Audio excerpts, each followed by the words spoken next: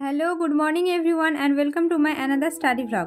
আশা করি তোমরা সকলে খুব ভালো আছো আর তোমাদের প্রিপারেশনও খুব ভালো চলছে। আর যারা এখনও প্রিপারেশন শুরু করোনি তারা ঝটপট শুরু করো, অনেক রেস্ট করেছো।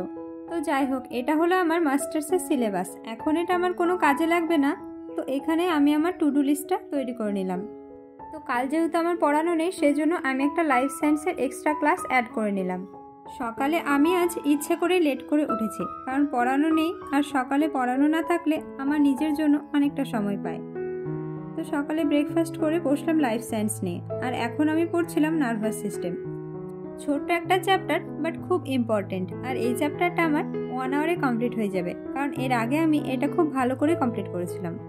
তো এই চ্যাপ্টারে থেকে যে প্রশ্নগুলো আমি খুব দেখতে পাই সেগুলো হলো কোন স্নায়ুর কী কাজ, এবং এদের অবস্থান কোথায়, সুষুম্না স্নায়ুর সংখ্যা কত জোড়া, এবং এই চ্যাপ্টারের মধ্যে সবথেকে ইম্পর্ট্যান্ট হলো মস্তিষ্ক। তো তোমাদের জন্য একটা প্রশ্ন থাকলো, কমেন্টে অবশ্যই জানিও, স্ত্রীলোকের মস্তিষ্কের ওজন কত, আর মানব মস্তিষ্কে কত কোটি স্নায়ু থাকে।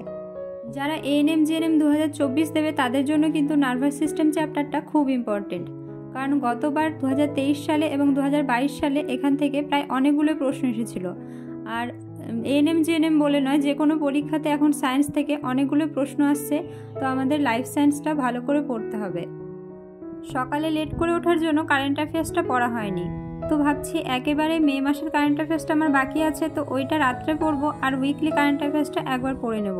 তো লাইফ সায়েন্স কমপ্লিট করে আমি এখন পড়ছিলাম স্ট্যাটিক জিকে। আর স্ট্যাটিক জিকে ফার্স্টে লুসেন্টের বই থেকে পড়ছিলাম, বাট এই লংগেস্ট, হাইয়েস্ট, বৃহত্তম, ক্ষুদ্রতম আমার সব গুলিয়ে যাচ্ছিল, সেজন্য আমি আবার পুরনো নোটস খুলে পড়া শুরু করলাম। নিজে হাতে লেখা নোটস পড়লে আমাদের কিন্তু খুব ভালো মনে থাকে, বাট সব তো আর লেখা সম্ভব হয় না।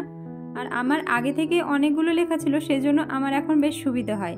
তো সকালের সেশনে আমি আজকে রেখেছিলাম লাইফ সায়েন্স, স্ট্যাটিক জিকে এবং ম্যাথ। তো তিনটে আমি সাকসেসফুলি কমপ্লিট করে ফেলেছি। ওয়েট, ম্যাথটা কিন্তু আমার এখনও 4-5টা আটকে আছে। তারপর স্নান করে আমি আসলাম ছাদে, আর আজকের ওয়েদারটা অনেক সুন্দর ছিল।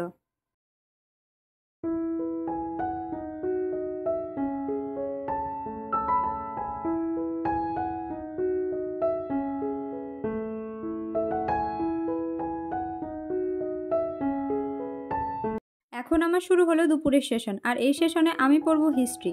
তো আজ আমার টপিক ছিল ষোড়শ মহাজনপদ ও মগধের রাজবংশের উত্থান। এটা আমি আগে একবার পড়েছিলাম, বাট তখন ভালো করে পড়া হয়নি, কারণ তখন আমার মাস্টার্সের এক্সাম ছিল। আর এখান থেকে WBCS, SSC, CGL এর মতো সমস্ত বড় বড় পরীক্ষাতেও কিন্তু অনেক প্রশ্ন এসেছে। আচ্ছা, তোমাদের জন্য একটা প্রশ্ন থাকলো, এটা SSC CGL 2016-তে এসেছিল। অশোকের শিলালিপিতে কোন লিপির ব্যবহার রয়েছে? চলো এবার একটু কমেন্ট পড়া যাক। আমাকে একজন জিজ্ঞেস করেছে আমি কোন ইউটিউব চ্যানেল থেকে ক্লাস করি। আর ইউটিউবে এতগুলো ভিডিও, সত্যিই তো ইউটিউবে এত রকমের এত স্যারে ক্লাস করায় যে কোনটা করব বুঝতে পারি না। তো আমিও কিন্তু প্রথমে বুঝতে পারতাম না, অনেক কনফিউজড হয়ে যেতাম যে কোনটা আমার জন্য বেটার। তারপর আমি আমার সিনিয়র দাদাদের জিজ্ঞেস করি, তারা এখন বর্তমানে জব করছে। তো ওদের সাজেশন নিয়ে নিজের জন্য কয়েকটা চ্যানেল সিলেক্ট করেছি, যেমন ম্যাথের জন্য গগন প্রতাপ স্যার, ইংলিশের জন্য ইংলিশ উইথ রানী ম্যাম, আর সায়েন্স গ্রুপের জন্য ওয়াইফাই স্টাডি চ্যানেল। পার্সোনালি আমার এগুলোর জন্য ইউটিউবের হেল্প নিতে হয়, আর বাকিগুলো আমি বই থেকেই পড়ে নিই। তারপর আমাকে একজন কমেন্ট করেছো ফিজিক্যাল সায়েন্সের জন্য কোন বই পড়ছি।